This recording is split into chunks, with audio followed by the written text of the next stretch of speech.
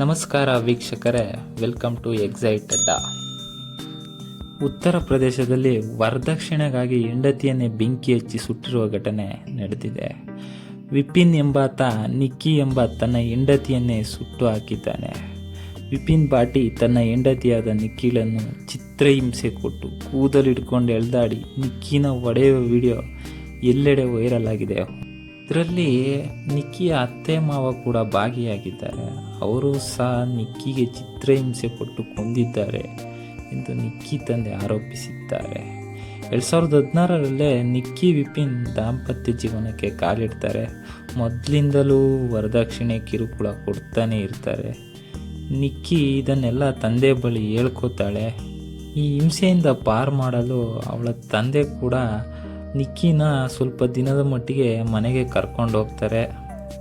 ಸಾಮಾಜಿಕ ಒತ್ತಡದಿಂದ ಅಂದರೆ ಅವರು ಇವರು ಮಾತಾಡ್ಕೊಳ್ಳೋದು ಕೇಳ್ಬಿಟ್ಟು ನಿಕ್ಕಿ ಮತ್ತೆ ಗಂಡನ ಮನೆಗೆ ವಾಪಸ್ ಬರ್ತಾಳೆ. ಅದಾದಮೇಲೆ ಈ ದುರ್ಘಟನೆ ಎಲ್ಲ ಸಂಭವಿಸುತ್ತೆ.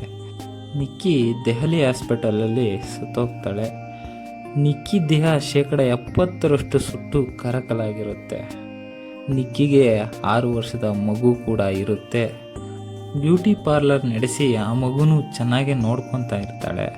ಅವತ್ತಿನ ಘಟನೆ ಬಗ್ಗೆ ಆ ಮಗುನು ಒಂದು ಹೇಳಿಕೆ ಕೊಟ್ಟಿದೆ. ಆ ಒಂದು ಕ್ಲಿಪ್ ಹಾಕ್ತೀನಿ, ನೋಡ್ಕೊಂಡ್ ಬನ್ನಿ. जो उसके बिना एक पल भी नहीं रहता, उसने सारी चीजें आंखों से देखी थी। अभी साहब ने क्या देखा था बताना बेटा। मम्मा के ऊपर गालों को डाला, फिर मम्मा को चाटा मारा, फिर लाइटर से आग लगा दी थी।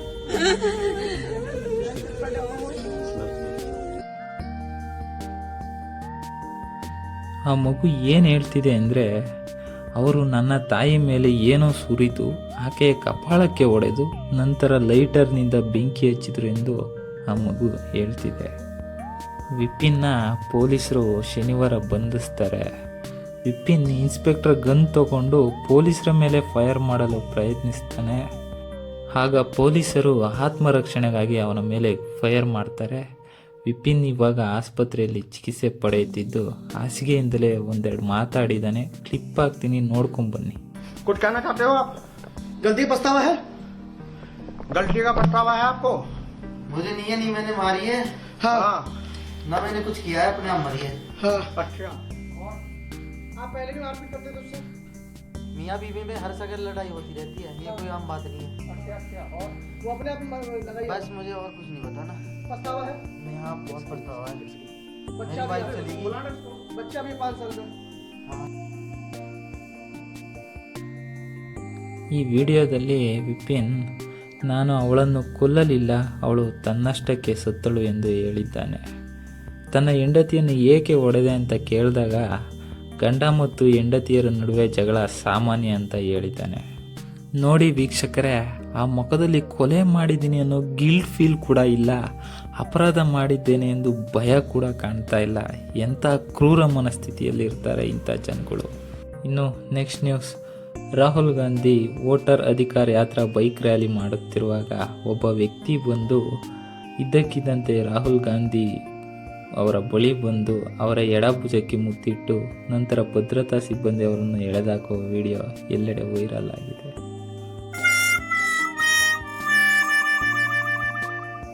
Next news. ಇತ್ತೀಚೆಗೆ ರಾಕಿಂಗ್ ಸ್ಟಾರ್ ಯಶ್ ತಾಯಿ ಕೊತ್ತರವಾಡಿ ಸಿನಿಮಾ ಸಂದರ್ಶನವೊಂದರಲ್ಲಿ ಪುಷ್ಪಾ ಅವರು ನಟಿ ದೀಪಿಕಾ ದಾಸ್ ಬಗ್ಗೆ ಆ್ಯಂಕರ್ ಒಂದು ಪ್ರಶ್ನೆ ಕೇಳ್ತಾರೆ ಪುಷ್ಪಾ ಅವರಿಗೆ.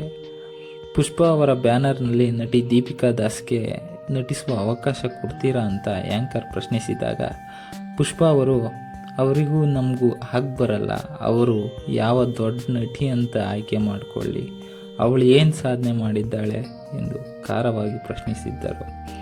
ಇದಕ್ಕೆ ಟಾಂಗ್ ಕೊಟ್ಟ ನಟಿ ದೀಪಿಕಾ ದಾಸ್, ಹೊಸ ಕಲಾವಿದರನ್ನು ಬೆಳೆಸೋ ಜನರು ಕಲಾವಿದರಿಗೆ ಬೆಲೆ ಕೊಡೋದನ್ನು ಕಲ್ತಿರಬೇಕು. ಇಲ್ಲಿವರೆಗೆ ಯಾರ ಹೆಸರನ್ನು ಹೇಳಿಕೊಂಡು ಬಂದಿಲ್ಲ, ಮುಂದೇನೂ ಬರಲ್ಲ. ಕೆಲವರಿಗೆ ಬೆಲೆ ಕೊಟ್ಟ ಮಾತ್ರಕ್ಕೆ ಯಾರನ್ನು ಕಂಡು ಭಯ ಯಾರಿಗೂ ಇಲ್ಲ. ಅದು ಅಮ್ಮ ಆದರೂ ಸರಿ, ದೊಡ್ಡಮ್ಮ ಆದರೂ ಸರಿ, ಅಥವಾ ಪುಷ್ಪಮ್ಮ ಆದರೂ ಸರಿ. With due respect to star of our industry, ನಾನು ಯಾವ ದೊಡ್ಡ ನಟಿ ಅಲ್ಲದಿದ್ದರೂ, ಏನೂ ಸಾಧನೆ ಮಾಡದಿದ್ದರೂ ನನ್ನ ಬಗ್ಗೆ ಹೀನಾಯವಾಗಿ ಮಾತನಾಡುವ ಯೋಗ್ಯತೆ ಯಾರಿಗೂ ಇಲ್ಲ ಎಂದು ತಮ್ಮ ಸೋಷಿಯಲ್ ಮೀಡಿಯಾದಲ್ಲಿ ಆಗಸ್ಟ್ 22ನೇ ತಾರೀಕು ಪೋಸ್ಟ್ ಹಂಚಿಕೊಂಡಿದ್ದರು. ಇದೀಗ ಮತ್ತೊಂದು ಪೋಸ್ಟ್ ಹಂಚಿಕೊಂಡಿದ್ದಾರೆ. ಸತ್ಯನ ತಲೆ ಮೇಲೆ ಹೊಡೆದಾಗ ಹೇಳೋ ಅಂಥ ಬುದ್ಧಿ ಯಾರು ಎಲ್ಲೂ ಹೋಗಿಲ್ಲ, ಯಾರೂ ನಮ್ಮ ಹತ್ರ ಬರುವ ಅವಶ್ಯಕತೆಯೂ ಇಲ್ಲ. ಅನಾವಶ್ಯಕವಾಗಿ ಇಲ್ಲದ್ದನ್ನು ಮಾತಾಡಿ ನನ್ನ ಹಾಗೂ ನಮ್ಮ ಕುಟುಂಬವನ್ನು ತರಬೇಡಿ. ದೊಡ್ಡವರ ಅತಿರೇಕದ ಸಣ್ಣತನ ಇನ್ನಾದರೂ ಬೇಡ. ಇನ್ನು ಇದ್ರ ಮೇಲೆ ನನಗೆ ಮಾತಾಡೋಕ್ಕೆ ಇಷ್ಟ ಇಲ್ಲ ಅಂದ್ಬಿಟ್ಟು ಮತ್ತೆ ಒಂದು ಇನ್ಸ್ಟಾಗ್ರಾಮ್ನಲ್ಲಿ ಪೋಸ್ಟ್ ಹಾಕಿದ್ದಾರೆ. ಇನ್ನು ನೆಕ್ಸ್ಟ್ ನ್ಯೂಸ್, ಡೆವಿಲ್ ಸಿನಿಮಾ ಯಾವಾಗ?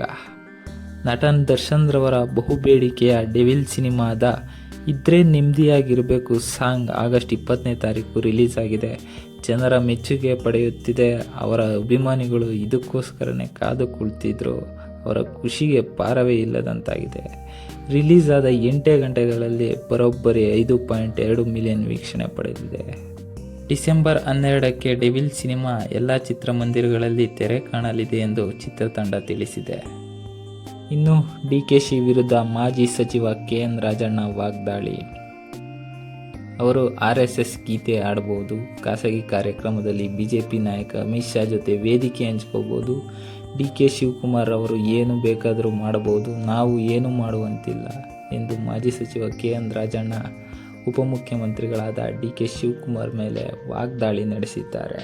ಪ್ರಯಾಗ್ರಾಜ್ನ ಗಂಗೆಯಲ್ಲಿ ಸ್ನಾನ ಮಾಡಿದ ಮಾತ್ರಕ್ಕೆ ಬಡತನ ನಿವಾರಣೆಯಾಗುವುದಿಲ್ಲ ಎಂದು AICC ಅಧ್ಯಕ್ಷ ಮಲ್ಲಿಕಾರ್ಜುನ್ ಖರ್ಗೆ ಹೇಳಿದ್ದರೂ ಸಹ ಅದರ ನಂತರ DK ಶಿವಕುಮಾರ್ ಹೋಗಿ ಪುಣ್ಯ ಸ್ನಾನ ಮಾಡಿದ್ರು.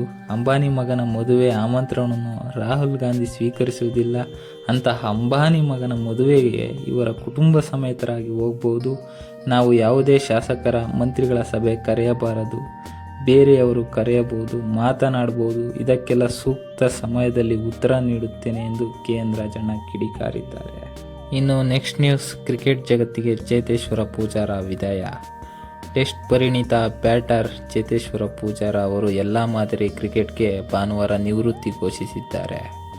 ಅವರು ಭಾರತದ ಜೆರ್ಸಿ ಧರಿಸುವುದು, ರಾಷ್ಟ್ರಗೀತೆ ಆಡುವುದು ಮತ್ತು ಪ್ರತಿ ಬಾರಿ ಮೈದಾನಕ್ಕೆ ಕಾಲಿಟ್ಟಾಗಲು ಸಾಧ್ಯವಾದಷ್ಟು ಪ್ರಯತ್ನ ಮಾಡುವಾಗ ಮೂಡುವ ಭಾವನೆಗಳನ್ನು ಪದಗಳಲ್ಲಿ ವ್ಯಕ್ತಪಡಿಸಲು ಅಸಾಧ್ಯ ಎಂದು ತಮ್ಮ ಸೋಷಿಯಲ್ ಮೀಡಿಯಾದಲ್ಲಿ ಪೋಸ್ಟನ್ನು ಹಂಚಿಕೊಂಡಿದ್ದಾರೆ.